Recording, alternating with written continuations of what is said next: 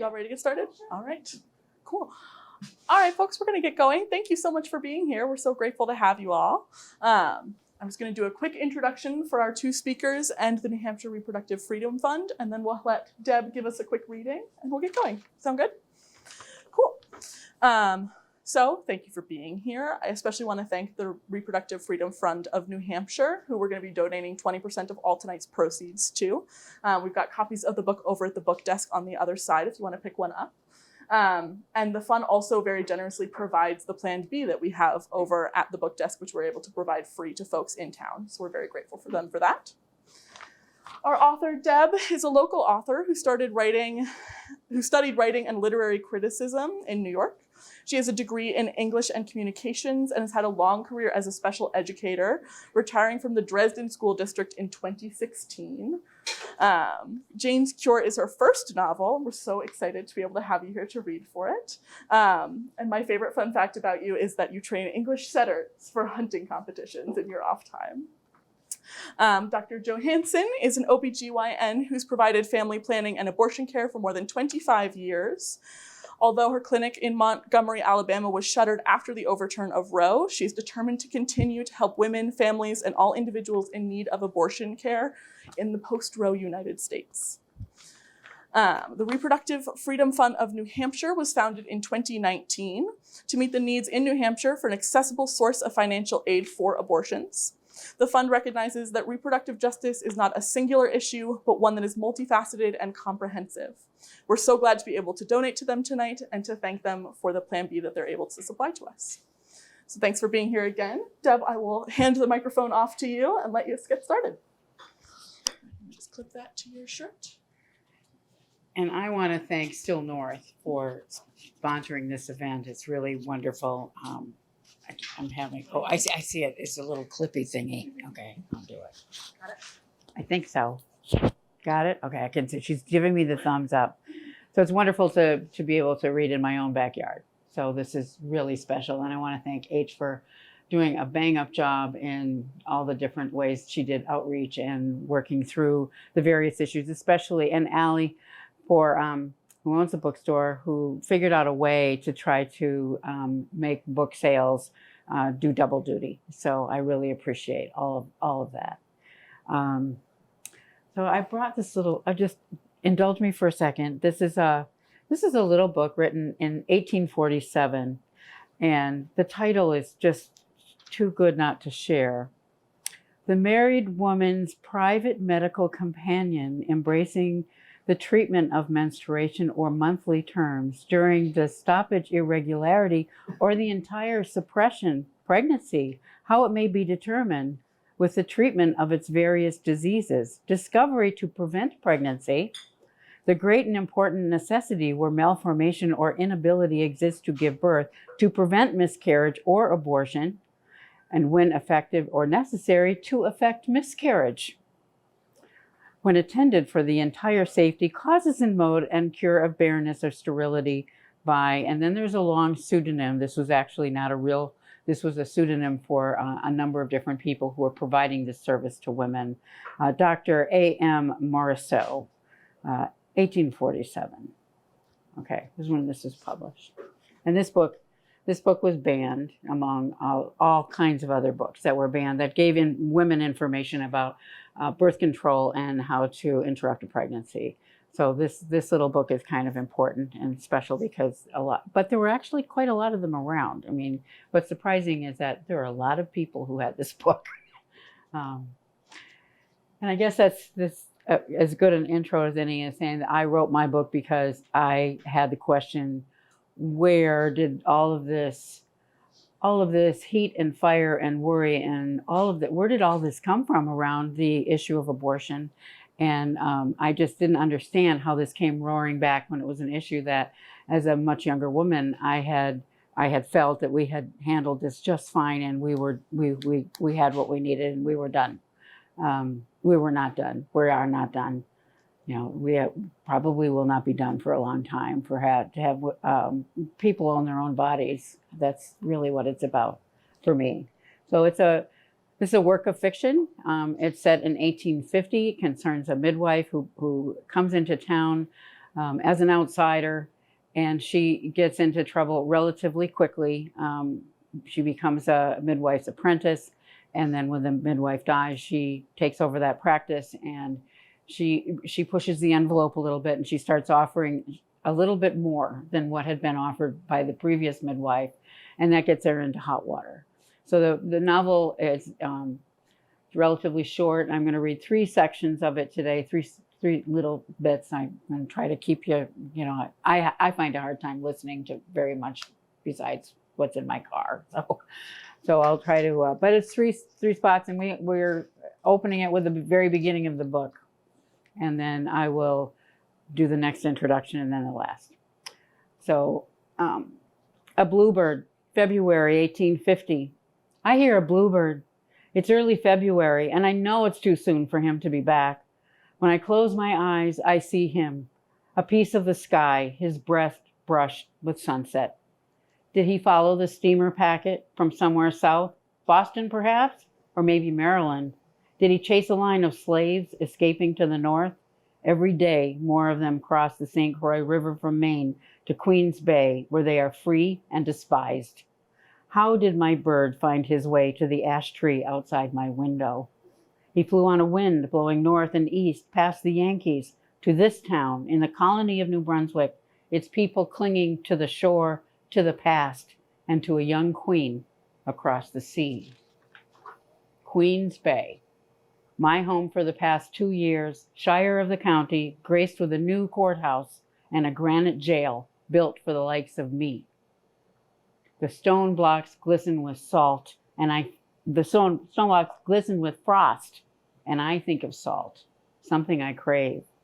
Why am I here? The editor of the Loyalist Gazette is happy to tell me.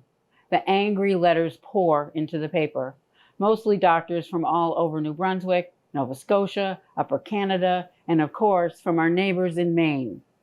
Because I am a midwife, they write that I am uneducated, a quack, a heathen, a hag, one step from a witch.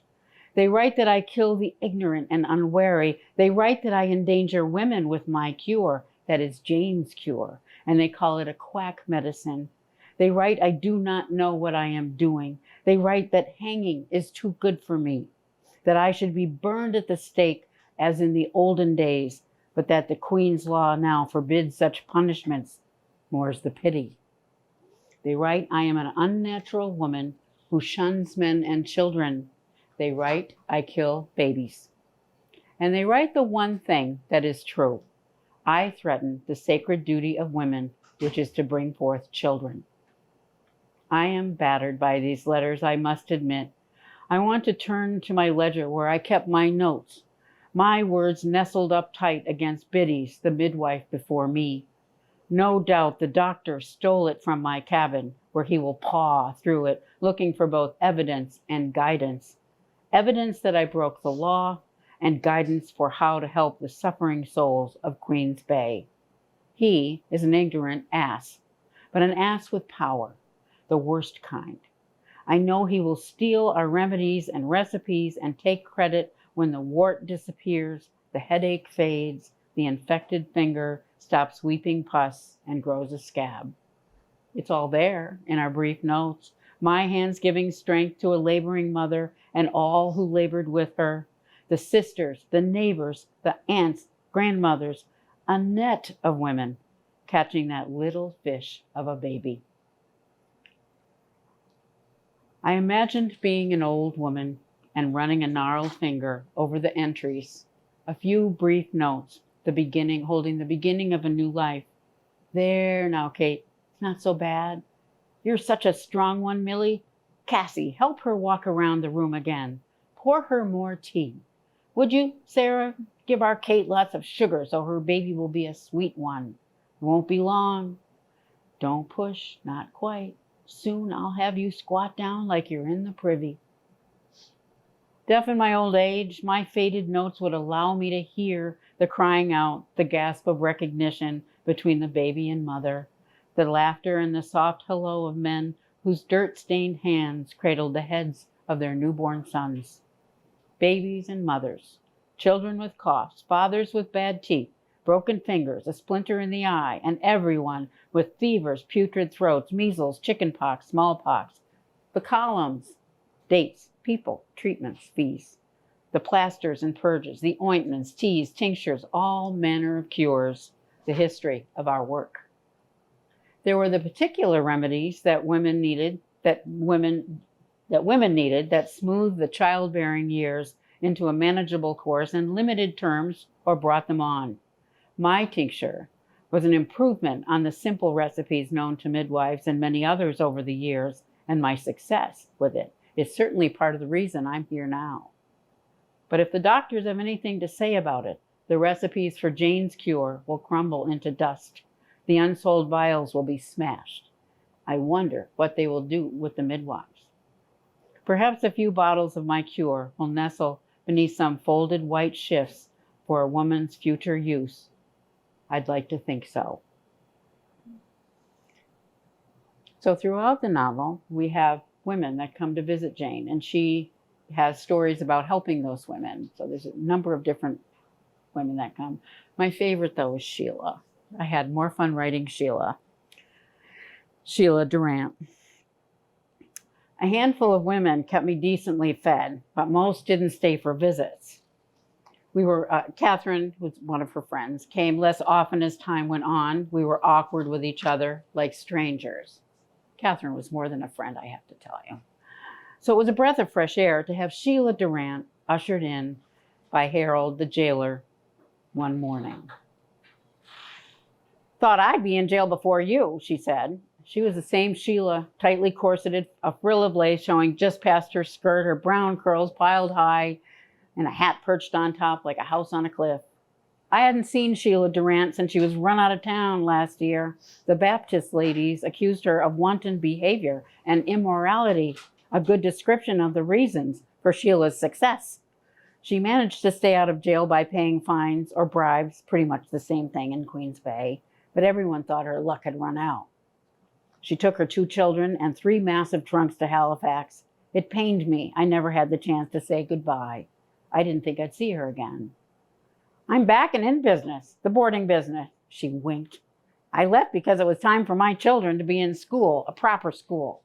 They're situated fine in St. John, both doing well, bright as pennies. Adam's got a head for business, and my little Evie is learning Greek. I've paid the school fees for the next year, but I had to come back and check on the business, and I needed more money. Lord, children do cost a pile of money. I focused on the warm meat pie she brought me, only half listening, as she talked about her children and what improvements she was doing on her boarding house and tavern on Joe's Point. Spending money hand over fist, she said. Sheila was one of the few in Queens Bay who managed to get paid for housing the immigrants. The provincial government had been unwilling to follow through on vague promises to help them, but Sheila said, I know people. Her tavern was doing very well. I never sold it, she said. It's a good thing. I thought I'd do better in Halifax, but it's too big. There's a lot of competition. I've kept a small house here with a few girls. I rent out rooms by the week when times are slow. A little wink. She watched me finish the meat pie before she continued. I couldn't have done it with 3 children. Not at my age. Not in this town. I know. You helped me. What can I do for you? Sheila looked around at my cell as if there was some answer in the walls. I first met Sheila when I was buying some thread at Sneed's store. Alberta Sneed knew everything about everyone, and she had a mission to share it all with a newcomer, me. She nodded toward a woman looking at the ribbons.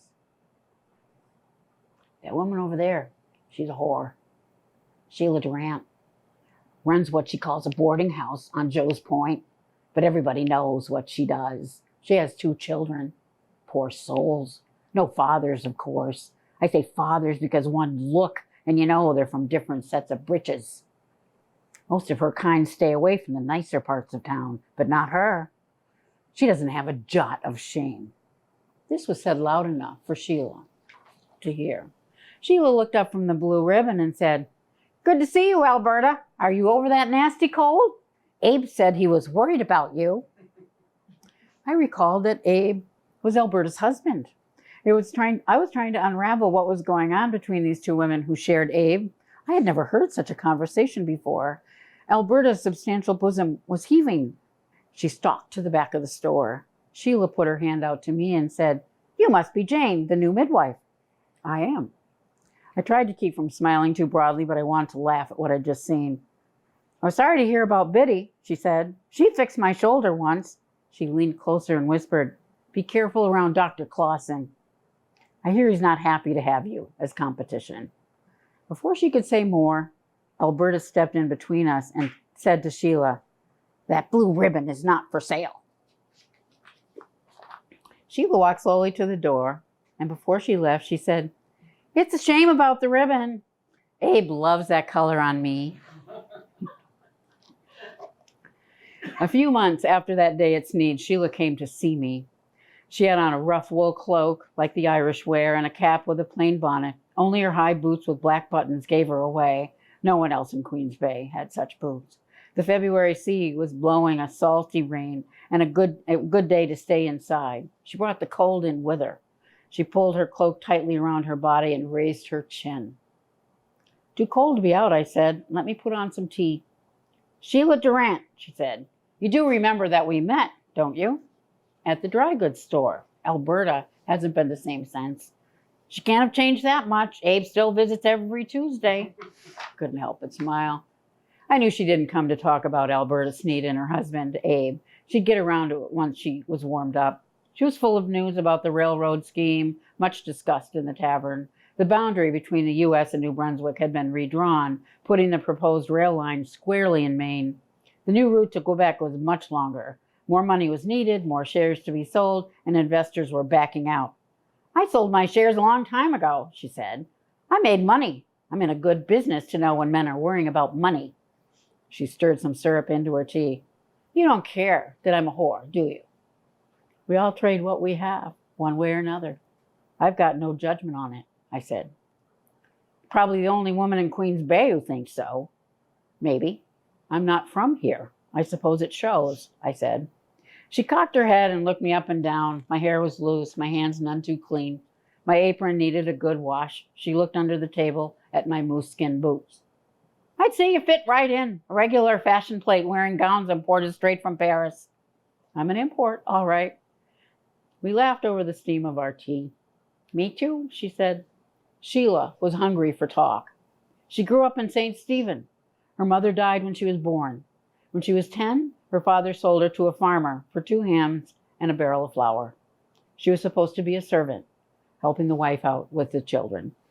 "That woman was born mean and got meaner every day of her life. Her husband took to visiting me, not even waiting until the children were in bed. I barely got my courses before they stopped. I knew what that meant. I've been called a whore by the man and his wife for years, so I knew about the blue house on the back street in St. Stephen, the house where only women lived. I took a bag of stolen money and a belly full of baby to the one place I knew I'd be welcome. Got taken in by the sweetest whores you ever met. Took me a few years before I saved enough to start my own house down this way." I poured more tea and put some biscuit wood in the stove for a quick heat. I knew she'd get around to what you wanted. "I missed my last term," she said. "I'm careful. I have to be. But I got caught. Somehow. I can't have a 3rd child. I need the money, and I can't take time off with a belly out to China. Ain't too many men want to work over a belly, or behind one either. I tried drinking tansy tea with the last one. Didn't work. I got so sick I almost died. Puked and shit for 3 days. But I got Adam out of it, and he's a good boy." I gave her the usual mixture of pennyroyal, mint, tansy, and motherwort, and told her to drink it as a tea 3 times a day. A week later, she stopped by with 3 Spanish dollars and the news that she was flowing like a river. And here was Sheila, bringing her beauty and the sense of lilac and meat pie into my cold cell. She was my bluebird in human feathers. "What's it going to take to get you out of here?" Sheila asked. "It's Queens Bay. There's got to be someone we can pay off to get you out. What's the fine?" Just like Sheila, to ask about the fine and not the crime. "There's no fine," I said. "I have to stay in here until next court session, not until spring." Good Lord, what least I can do is make this stinking hole more comfortable. Need a better cover for that bucket. A thicker mattress wouldn't hurt. Heavier blanket and a chair. Goddamn, Harold knows better. I'll see to him. The next day, I had a new mattress, a good cover for my night bucket, a thick wool blanket, and a chair. Sheila had a man drag everything in while Harold stood aside. Harold would have let me bring in everything and half of what I paid him. He's not a bad man, you know. She rummaged in her bag, pulled out some pussy willow cuttings and a blue medicine bottle, and put them on the chair. Wish you had a table. This'll do. I'm going to Halifax soon, but I'll be back for your trial. Don't worry. This town has more important things to worry about besides a midwife just doing her business. Someone's got to take care of the women in this town. God knows Clausen can't, so it doesn't make sense to keep you locked up. I bet they dropped the charges, and you're out before the daffodils flower. She left with a smile and a nod, pulling her skirt in as she squeezed through the narrow door. Clank of the door got me crying. I looked at the furry buds bursting from brown twigs, the blue bottle. My nose was alive to the scent of pretty Sheila in her laces and perfume.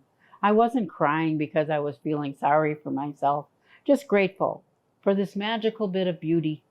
If I believed in God, I would have thanked him. But what I did have was Sheila, and to my mind, much better than a mean God given to destruction and who killed his only son. I slept well on my thickened mattress.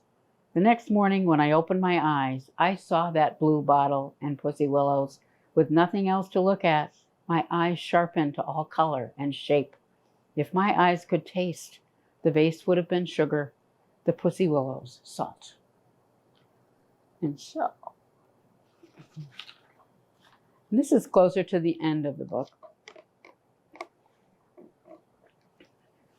And Harold is the jailer. I think you've probably figured that out.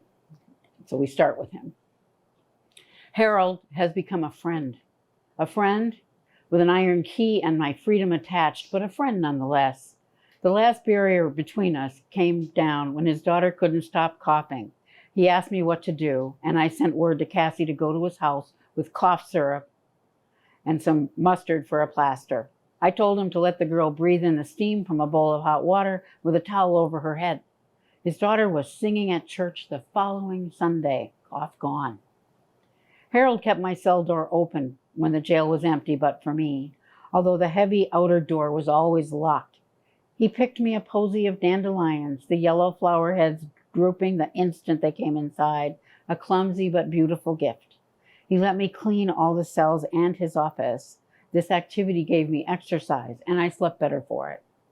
On bad days, I thought about dying. My story would not have lived beyond my life. No daughter would tell stories about her strange mother. No son would measure his bride against me. No churchyard would have a stone with my name on it and a clutch of flowers placed there on my birthday. I couldn't dwell on such dark thoughts for long. Spring came with robins, red-winged blackbirds, tree swallows brightening up the sky, all the pretty birds. But I am more moved by those birds of the ground, the beady-eyed grouse, and my real favorite, the waddling woodcock with his long beak and large eyes.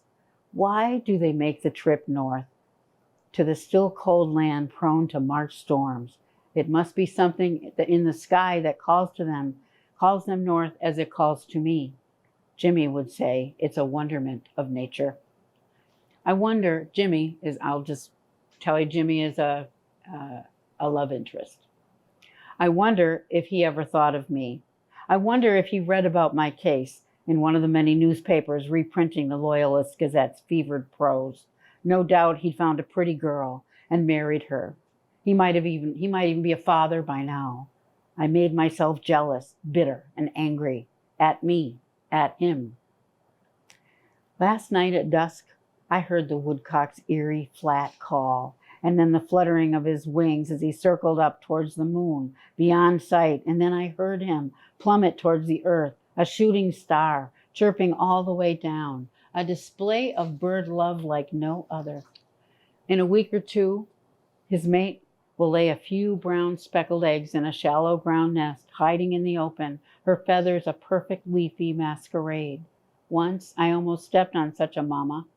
her explosion of feathers making my breath tight with my stumble, her tiny beaked chicks disappearing under leaves, the mother pretending a broken wing to draw me away. These are the birds who hide to survive, who depend on eyes that fail to see them until it's too late. And then they shoot skyward through the brush, and before a tooth or a shot can kill them, they do not have a pretty song. Their colors are drab, and yet in love, they fly to the edge of the sky and back, facing down owls 5 times their size, fiercely determined to carry on. I long for the wet mud of the forest when the snow isn't all gone, and the water pools everywhere, the frost forced up in knife-like shards from the warming earth, the first spring peepers, frogs no bigger than a thumbnail, calling to one another after a winter of being frozen in the ground. I would like to stop thinking of spring. I would like to keep thinking of spring, or stoke my anger and grief over Jimmy Coyne, but I must face what I can no longer avoid. I have saved the worst for last.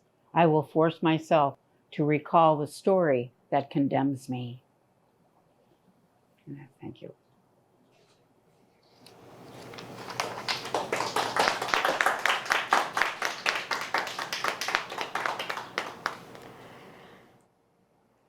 So, I think what I'd like to do is, if anybody has any immediate questions about the book, we can talk about that. But we also have another wonderful guest who I would be very happy to hear from. But if anyone has any questions about any aspect of the book, I'll be happy to answer. Can I just bring you your mic, Renee? Oh. Just take it off the side there.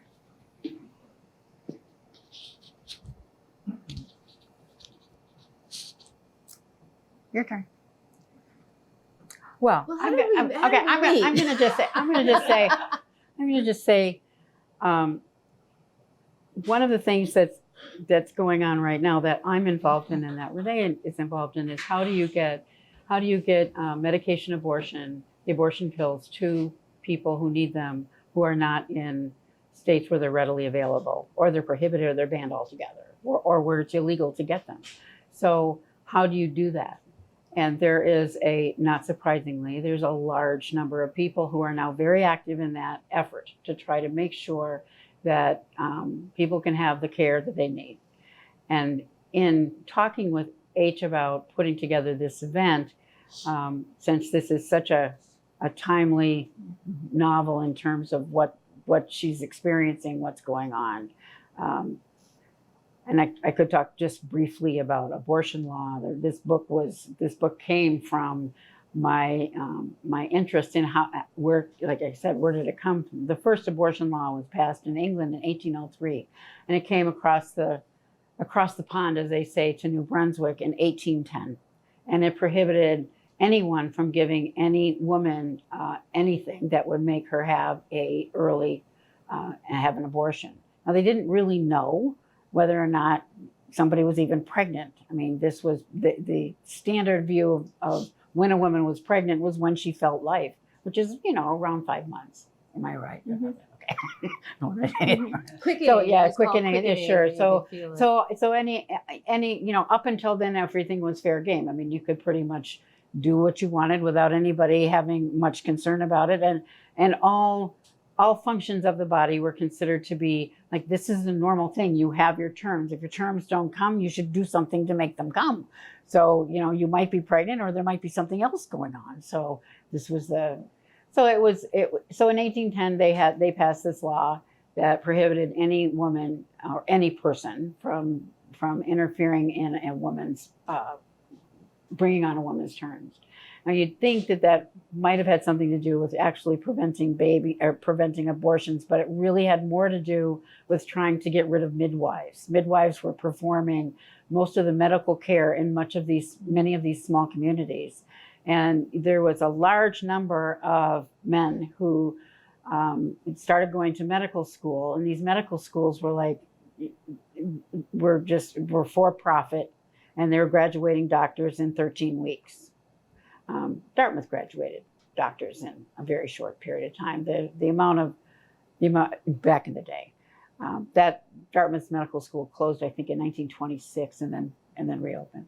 But there were all these medical schools that were just pumping out these doctors that had limited training.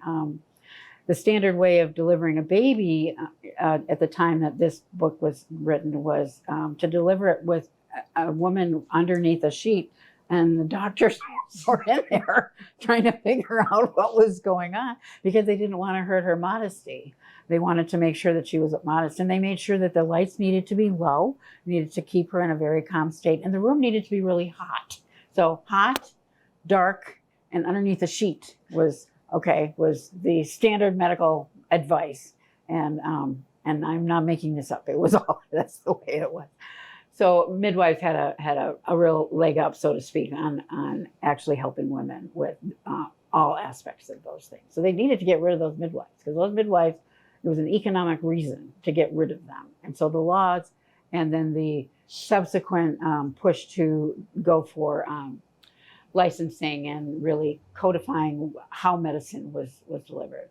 So that's the backdrop of this. And I think it's only slightly ironic that I'm getting to present with such a lovely doctor who is doing wonderful care. And here we are, back working, all of us trying to work together to provide this care. So with that. So. Yeah, well, I mean, there's always been reference to abortion even in the earliest medical writings from, early Asian and Egyptian earliest medical writings. There's always been a reference to abortion, and it's never, Hippocrates talked about not ending pregnancies, but that was more because it might harm the mother more so than it being a problem actually, harming, sort of say. It wasn't because they were so worried about ending the pregnancy. They were worried that it might harm the mother more so than due to scripture or something like that. But we talked about how really this is no different than what's been going on since this period of time. People have been trying to control women's bodies. They've been dictating, they've been making laws, and it's often never for the benefit of the mother or the family or the community. It's about control. And certainly that's what has brought the laws on it in the UK and certainly in the United States, but also, like you said, to get rid of midwives specifically, Yeah. who were in charge of really the care of women and families and communities. And it was for economic reasons. So these fights still, these issues still continue. And, we live in a state, I live in Vermont. And in Vermont, we have a new constitutional amendment that protects reproductive rights. And specifically also to do with abortion. And I became much more involved in trying to figure out how to provide care beyond Vermont, because as Deb said, I ran a clinic in Alabama. It closed on June 24th, 2022. And how do I feel about coming back to Vermont and leaving these people behind? It wasn't okay, but for a zip code, but for some state lines, they got thrown, the women in Alabama and other states, their lives were thrown into utter chaos. I don't think people realize the chaos that these women had to face and the fear. I work on something called the MA Hotline. It is, I don't know if any of you have heard of it. It sprung up a couple of years ago during the pandemic when women decided, before there were ways for them to get abortion pills, they were doing self-managed abortions, getting bootleg pills and winging it on their own. And so a friend of mine started this hotline where people go call with medical questions. And am I bleeding too much? When should I go to the hospital? Is this safe? Where can I get the pills? And certainly the calls to that hotline have increased since the Dobbs decision. We have 60 volunteers who cover 20 every day. I think we cover 22 hours a day. So there is a small timer off. And it's I don't think the people in Vermont or New Hampshire could know the terror of the calls that we get of, or am I going to go to jail? If I go to the hospital, am I going to go to jail? In Texas, I had a patient who was in college, and she called me she was fine, but she called me with a complication, and she was afraid to make any noise because if her friends heard and helped her, her friends in Texas could be sued for helping her. I don't think people know what's going on. I think if people knew what was going on for so many pregnant people in this country who need to not be pregnant, they would be horrified. But because of the stigma, people don't talk about what's going on in their lives. They're afraid to ask for help. And this hasn't changed after all this time. It got a little bit better when Roe became the law of the land. And to think that we lost that right, that right to have our own bodies and own our bodies, and that there isn't kind of people in the streets pushing back. But I think it's because the people in the states where abortion has been banned and severely restricted, it's so stigmatized that they're not going to be the ones who are marching. They're not the ones who feel like they have a voice anymore. So we can talk about this lots. And I don't know if you guys have questions about what abortion care looks like post Dobbs in the United States. I'm better at answering questions than giving narratives. So we talked about one of the things that we talked about. I just came back from a historical novel conference in Texas, and I carried these little stickers that were for this organization called Plan C, which allows women anyone who needs abortion care to go on a website, call this number, and it will pop. You go right on there and it'll say, "What state are you from?" Boom, put it right up, and they'll say, "Okay, these are what your options are. These are the organizations that will help you. This is how you can get the abortion pills. These are the avenues in which it's available to you." And there's a number of different ways. Some of these pills are coming in from other countries. Some of them are coming in from Mexico. Some of them are coming in from India. Some of them are being manufactured here. Some people are buying, like me, old women who have basically, there's nothing but raisinettes in my ovaries at this point, but I've been very happy to buy abortion pills so that in case somebody needs them, I have a stash of them, or if they stop selling them or they stop become available. So there are things that people can do to support. We're really talking about a population of people who don't often get a lot of attention. More women that are, not all, of course, but more people who are poor, who have fewer resources, are not able to hop on a plane or leave their job or travel very far. They've got other children at home, or all of the things that get in the way of anyone trying to access this kind of medical care. So I feel that it's really important for me as a person who's got enough means to be able to support this cause, to try to help people who need it. In our country right now, there are lives that are being destroyed, and I'm not talking about fetuses. I'm talking about the women that are trying so desperately to get a little bit of they're going up a greased mountain as it is, and then you're saying, no, too bad, carry that baby. You can always give it up. I think one of the more chilling things I ever heard was that we had a Supreme Court justice when Amy Barrett said, well, what's the big deal?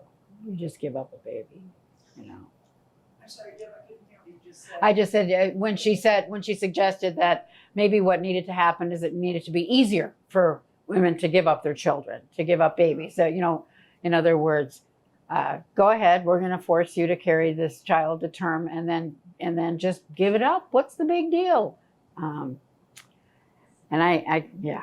Well, part of the big deal too is that it is 20 times more dangerous and more likely to cause morbidity and mortality to carry a pregnancy to term than to ever have an abortion. And most people who do put up a child for adoption, it's not a choice. That people don't go, oh, I can have an abortion or I can put a baby up for adoption. They're completely separate decisions. Nobody should be ever forced to be made that be forced to make that decision. And there's a lot of information out now about how women who did give up children when abortion wasn't legal, and they were, forced to give birth, and it's a trauma that they've never gotten over. And we're just starting to get stories about these people who gave up children because they were silent. Nobody wanted to talk about that they had an unplanned pregnancy and gave birth and then, adopted the child out. It's so, it's just striking to me that somebody who is otherwise very intelligent would think it's okay for her to believe that, and for somebody else to believe something else. Is just startling to me. But yeah. So I've got one thing I want to say with my activist hat on, and then also a question with my kind of writerly hat on. But just picking up on the conversation about Plan C and medication abortion, if you want to learn more about Plan C, there is a documentary that is just out, and they have made it available next weekend, the anniversary of the Dobbs decision, for free. So free on-demand screening. So I've got a poster to pass around. If you've got anybody else who might be interested, take more than one copy. Any place you can hang it, do that as well. But there's one QR code for registering, so you get your link to the documentary that you can watch anytime next Friday or Saturday. And then there's another code to join a post-film Zoom discussion with Renee next Saturday evening. So, and then if you don't know how to use a QR code, there's also the email address for Upper Valley for Abortion Rights, and we can just send you all the code or links, just like it's easy. But my question for you, Deb, is about how you found Jane's voice for this novel. First person voice, so compelling, so intimate. You're writing from so inside her perspective. I'm wondering how long it took you to tap into that voice, or did she just start speaking in your head? She just said, hey, you got to tell my story right now. Yeah. You over there, right there, do it. Yeah. She came before. She came early, and I didn't know that I was going to be writing as deeply about abortion as I did. I did a very deep dive into history, and I have a very interesting archive of books, and learned all kinds of things that I will probably never be able to use. That the first documented plant that was harvested to extinction was an abortion drug, and it was in a part of, it was a Greek colony out, which is now Libya, and it was a plant that looks a great deal like Queen Anne's lace, but they've never been able to find it. It really was harvested to extinction, and the reason for that is because it was very good business. It was very good economically to control fertility. So it was and it was such an amazing thing. This was apparently a very effective plant that the ruler of that particular, the king of that colony, had his head on one side of the coin, and on the other side of the coin was this plant. And there's actually another coin that has a woman holding a plant in one hand, and with the other hand she's pointing to her vagina. So we're talking a long, long, long time ago. And then another just quick famous story that, not famous, but a story that I personally loved was the Pope that wrote a book about abortion. I thought that one was one of my faves. This was a scholar, an early Pope, and they were kind of out of popes at the moment, and they needed somebody quick. So they took this scholar. His name was Peter the Spaniard, and he was quite a scholar. He'd written quite a number of books. Some of them were not at all about medicine, but he decided that poor people needed access to information, and so he wrote a treasury for the poor, and in there he has the recipes. He tells you what plants. He tells you what to do, and he was a pope. Okay, so I love those two. Oh, I love that. And there were many more. I mean, the things that I never had a chance to use. My poor husband, thank you for being here back there. My poor husband had to listen to all of this. I was going through. God forbid that you're a historical novelist. You know? And there's so much lost to history that people have been controlling their fertility well, and we just it wasn't written down, it was passed through tradition. And I was just at a the National Federation of Abortion conference, and there was a beautiful presentation about trying to find some of those abortion herbs and figuring out, trying to get back to oral history. Certainly in the American South, where Black women had a few potent medications, but it's hard to go back and find out exactly what those were, because they had to be hidden. Women's bodies were complete economic machines, and so if there was a way to end a pregnancy, that was not going to go well. And so trying to rediscover some of these medications. And even now, on the abortion hotline, women will say, well, I've heard, this could work. And I'm like, well, try it. And if it doesn't, call us up. But if it does, maybe you want to pass it on, or let other people know about it. We're trying to rediscover this history and go back to own in our bodies how we want to maybe end a pregnancy or prevent a pregnancy that is outside of the standard medical establishment. Because for centuries, people did a good job. We just don't know how they did it. So that's what interested me in your book too, if there was going to be specific things. And you did bring up a couple of things, the tansy and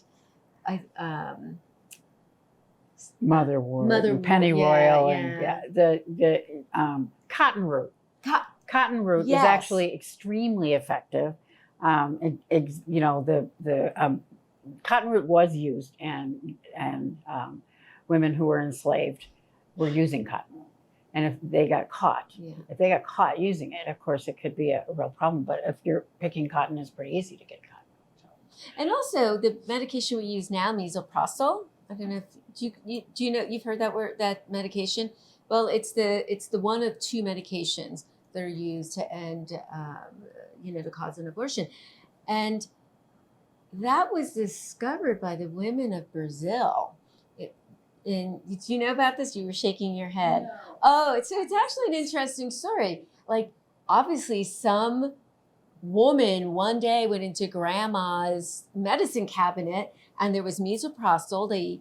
Misoprostol was developed and prescribed for treating peptic ulcers, but it also causes uterine contractions. So somebody must have been the first to try it, and it worked, and it just spread this information through the women in Brazil. It was so successful that that deaths from maternal mortality and abortion just dropped. So they sent epidemiologists out to Brazil to find out, well, it must be those new laws that are working, and it can't be something else. So they sent these epidemiologists. They found that, in fact, it was misoprostol and that it had spread by word of mouth. And, the dosages and how to take it were developed. all within the Brazilian community. It was never specifically written down by anybody in medicine. And so what happens after the epidemiologist goes there to explore why maternal mortality has been going down? They find it's misoprostol, and what happens? They make it illegal to sell misoprostol, you know? And so it's just so striking that when women are surviving and maternal mortality is going down, they're basically saying, no, we want you to die, by outlawing that medication. And you should die, is really what their government said to women. Those women still get it though. And we should be really thankful to them because they really were brave and capable. And because of them, we have the information. You probably noticed that I have a green bandana. Oh, here. yeah. Okay. And green bandanas are the signal that you are somebody who is supporting abortion care. And they have it's a wonderful story about where it comes from. You want to talk about that? You can talk about it. I don't know if From Argentina. Yes, from Argentina and Mexico.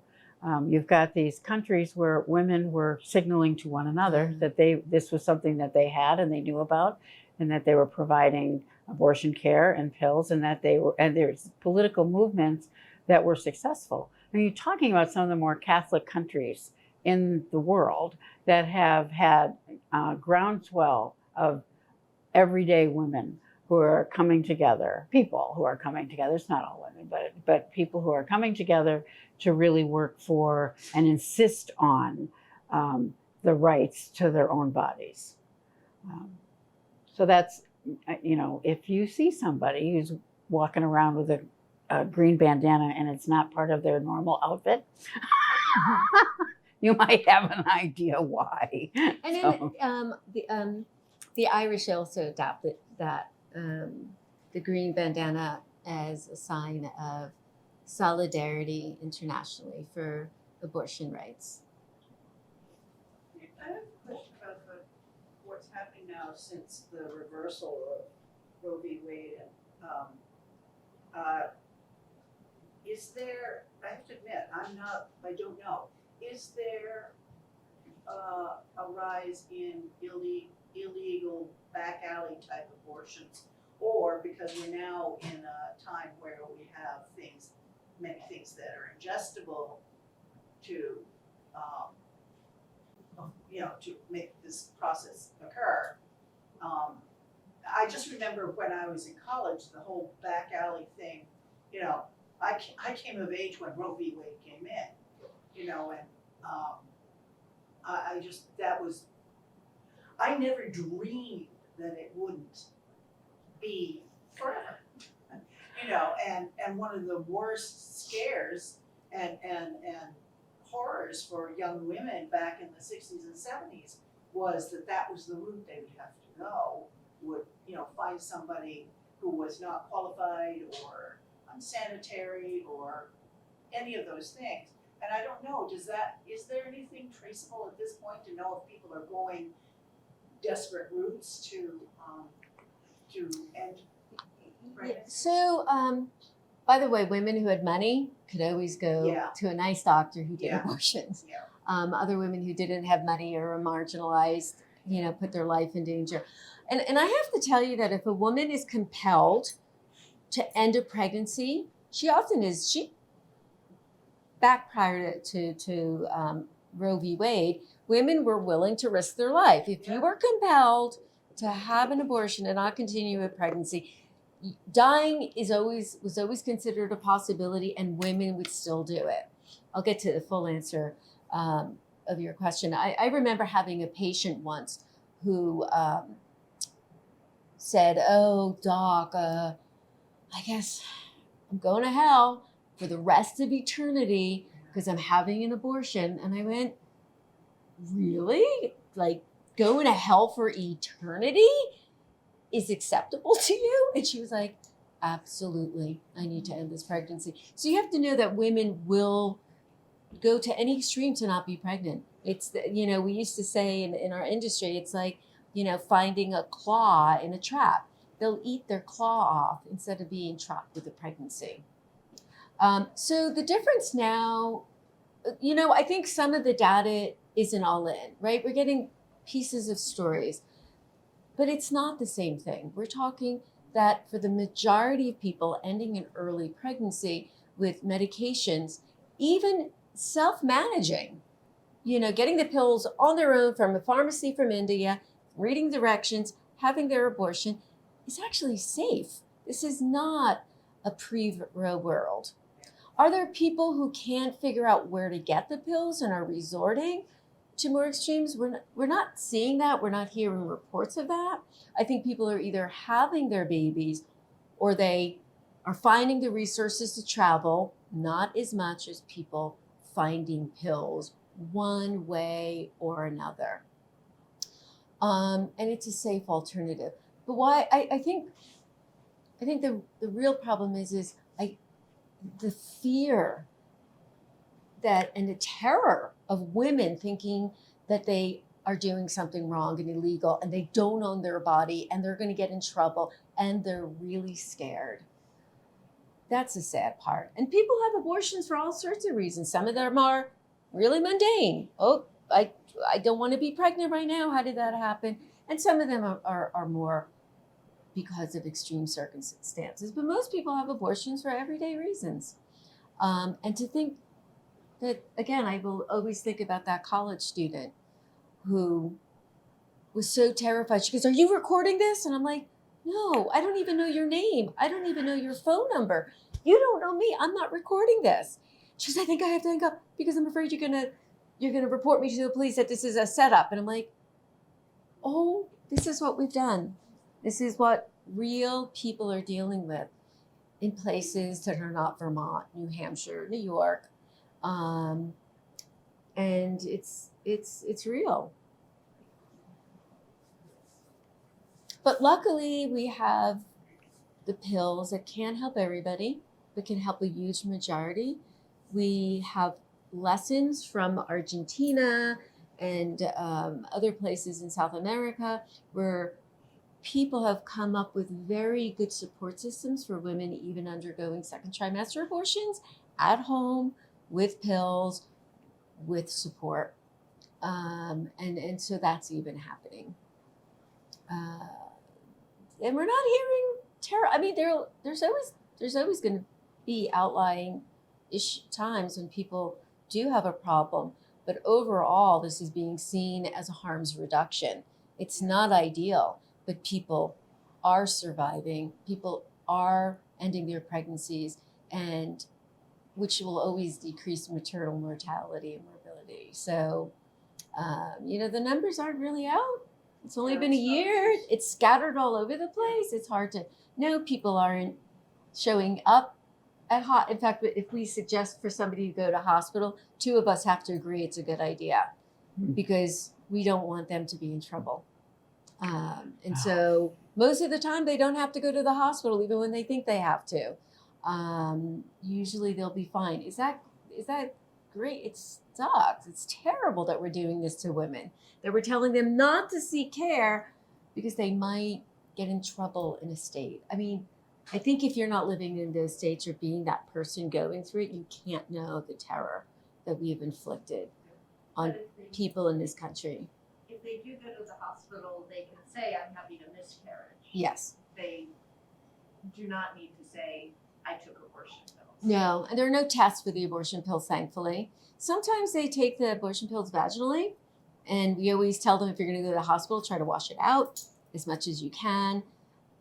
There's only a couple of states that criminalize somebody who has self-induced an abortion. There's only like 3 states. Texas isn't one of them. But there's always that fear, especially at later gestations if they're further along. So, but it's real. It's really happening in this country. Host Dobbs.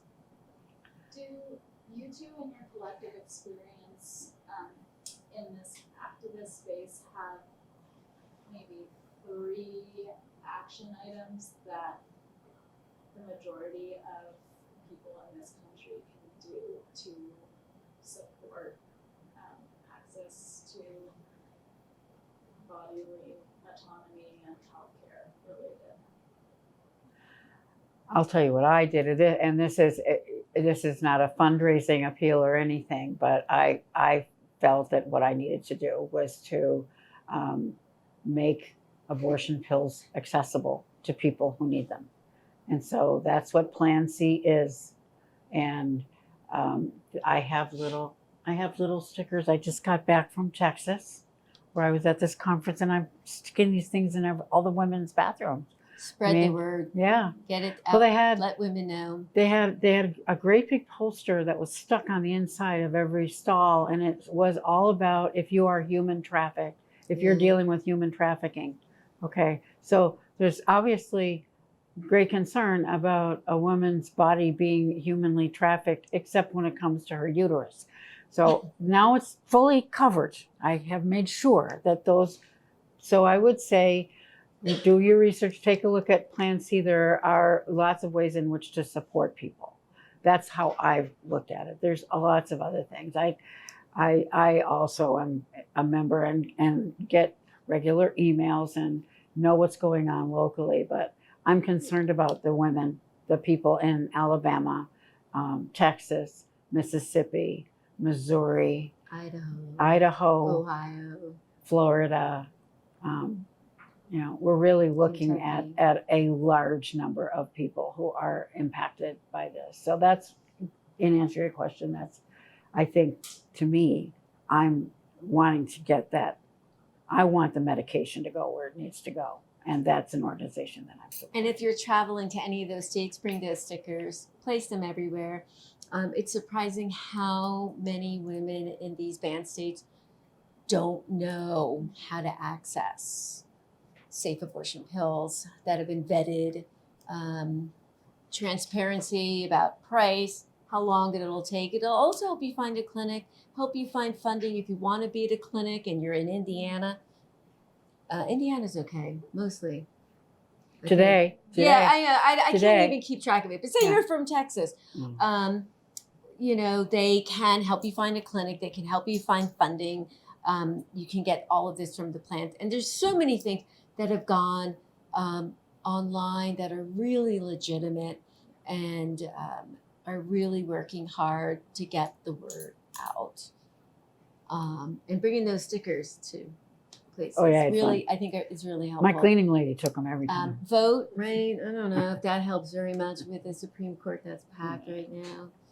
We're going to be there a long time. Yeah, I mean, I was just going to say, adding on to this, planc.org, ordering the stickers, if you have families, friends, teachers in abortion banned states, send them a stack of these stickers, supporting state abortion funds. The New Hampshire Reproductive Freedom Fund provides abortion care support not only for New Hampshire residents, but people from abortion banned states and even other countries. And then this is Pride Month, and going back to what Renee said early about all of this being about control over women's bodies, these abortion banned states also have, almost all of them, and New Hampshire was gunning for this as well, have pushed bans on gender affirming health care. It's controlling anybody's body that doesn't fit in. Anybody who threatens the idea of the nuclear family, Right, of women bearing children, and it's really. Yeah, so I also think that bringing Plan C stickers to Pride marches. First of all kinds of people can become pregnant, but also, these fates really are entwined. I know that the point of today was certainly to raise people's awareness about what's happening elsewhere. But I will say that I tried to write a good story. And I think that those of you who have read my book know that it's a rip snorter. And it really does keep the pages turning. And yeah, you won't know what's going to happen. You won't be able to guess. I will say too that it makes a wonderful gift for your women friends.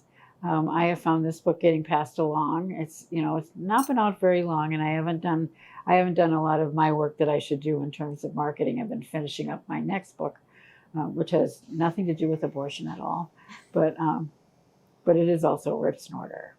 So I will say that I have really, the politics are here. They're in her voice. There's what she's dealing with. I have a lot of fun in terms of giving her language to talk about the things that super pissed me off, and that was great. But I do think that it's a story. It's a story that could have happened. Yeah, I have to say is that you're talking about the writing, and I'm a good friend of Deb's, and I've seen the process, the evolution of Jane.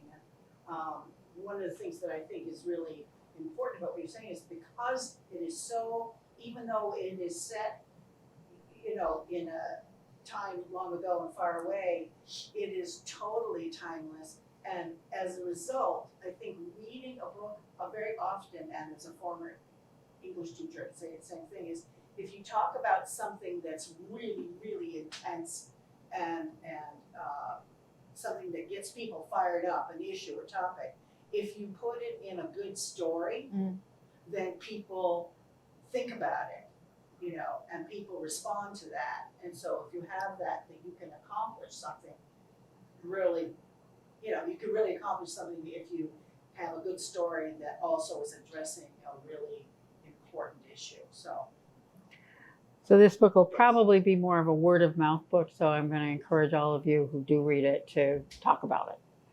Let your friends know about it. And, that's where a lot of it's going to go, is when you start talking about it, that's where it's going to happen. But, and it's lovely that they have copies here at Still North. And of course it's available anywhere books are sold, but don't buy it anywhere except for here. This is where I want you to buy it. They've been so sweet about everything. So I think that kind of, unless there's somebody who's got anything more to say, I think we're going to. Beyond this book, do you both have a book recommendation along the lines of this same topic? Do you mean Or any fiction? genre? Fiction or nonfiction? Yeah. Any genre? Yeah. Well, not surprisingly, there's quite a number of books that are out on this subject. Yeah. And I think it really depends on what you're interested in finding out. And when I wrote this book, I had to say to agents, I had to say, what are comparable books? What are books that are like this? Okay, so I had to find books that were like this. And it was surprisingly easy because I'm not the only woman who's thinking about abortion. So I would say that an interesting one for me was Red Clocks. And I don't have the name of the writer in my head at the moment, but Red Clocks. And that's a kind of a speculative fiction. It's a different kind of book than this, not historical fiction per se. And then there's a wonderful writer, an older woman like me, who's written her first book as an older person, and she's Indian by descent and has written The Henna Artist, which is a lovely book. And that's a trilogy. And that's also very interesting how she's providing abortion care in her city in Jaipur. So that's good. She's fun. That's a fun read. And in terms of nonfiction books that are about abortion, I would say that one of the most fascinating books I read was a book called Eve's Herbs, which is mentioned in my author's note, which is a lot of the sources I used. I had great fun writing that, and I don't know if anybody will ever read it, but I've had great fun. But if you look in there, I've got a bunch of books that are related to this subject. But Eve's Herbs really covers. It's a sociologist who looked at how this knowledge was suppressed. So that very issue of how it is that vital information has been suppressed. And so Eve's Herbs is a terrific book. Very well researched, very well respected. You'll see it mentioned a lot. It's a bit on the scholarly side, but that's where I got all that fun stuff, like about the Pope and that kind of thing. So that's those little stories are gold. So I gave you 3. I tend to read more nonfiction and medical journals, but the Nobel Prize in Literature last year was Annie Ernaux, who wrote about her abortion, and that was the book that, what is that book called? The Times? She's I just read it too. I just read it and I can't remember the name. I don't know. Something lost time, or If you look her up, it's a small book. It so captures a young person's struggle with trying to get an abortion in France. Wonderful. I can't remember the name of the book. I'll You think just of it read in a it minute. too? I know, I just read it too. I know You'll look- what you're talking yeah. about, so. We're in a bookstore. It's specifically because she mentions, like, oh God, and she brings up anyway, it's fabulous. It's short. You could feel it in your gut. And then when she finally meets the person who gives her abortion, and I'm not going to give anything away, but right, her life continued. I think there was also a wonderful New York Times long article written by a woman who ended up not having an abortion. Oh shoot, does anybody recall that? And she talked about how she loves her kids, but she goes like, I kind of wish I had an abortion because this is how my life ended up, and this is not what I wanted. And I wish I had the abortion I was. That was recent. That was very really recent. Yeah. But it's interesting because people never want to talk. That is such a stigmatizing narrative because it's saying you wish your kid wasn't here, but she's not saying that. She's saying I wouldn't have known him. He wouldn't have been here. My life would have been this different way. So I thought that was fascinating. Yeah, The first time I've ever read anything like that. And she's a brilliant writer, so she was able to pull that up. I'm sorry, it's a New York Times article. Big, long Sunday one. Yeah, I read that. So there's lots of information out there, and it's kind of in the air, and people are talking about it and stuff. But it doesn't prevent The Happenings. Yeah. It doesn't call the book The Happenings. Okay. Yes. The Okay. Happenings. Very good. Thank Good you. one. Good one. Good one. Yeah. So, but thank you for that. What a great question. I didn't realize I even know that much. I pulled those right out, except for that one. You got me that. Well, we both had it right there. Yeah. But I think one of the things that's happening too is that you're seeing more and more women my age who are talking about their experience as they were dealing with this as an issue. And so I think that, when they say there's this whole shout your abortion, I mean, people don't even want to say abortion. It's like, oh, they won't even say the word. And I think that's why you're seeing more and more people say, let's just talk. This is a normal thing. This is what happens. This is part of life. It's part of life. It's part of life. It's part of the way that we live. It's part of the way that we can, take care of ourselves. There's a lot of talk about self-care. Everybody's talking about self-care. Let's talk about abortion as self-care. That's what I think we should be doing. We should be celebrating the way that a woman can take care of herself. A person can take care of herself. I'm struggling with pronouns as an older person. Please forgive me. But, okay, I'm doing my best. And we all do, yeah. We can all learn. But it's true. It's true. I mean, my daughter went to Mount Holyoke College, and in her class, she had the first. And the alumni, they had and one of her classmates had transitioned into a man, and so they have Mount Holyoke, which is a all women's college, is now and they have not closed the door on that. They're admitting anyone who identifies in any way as a woman, and they don't care. And I'm really glad that that's not the case in every school. Anyway. But thank you all for coming. That's really cool.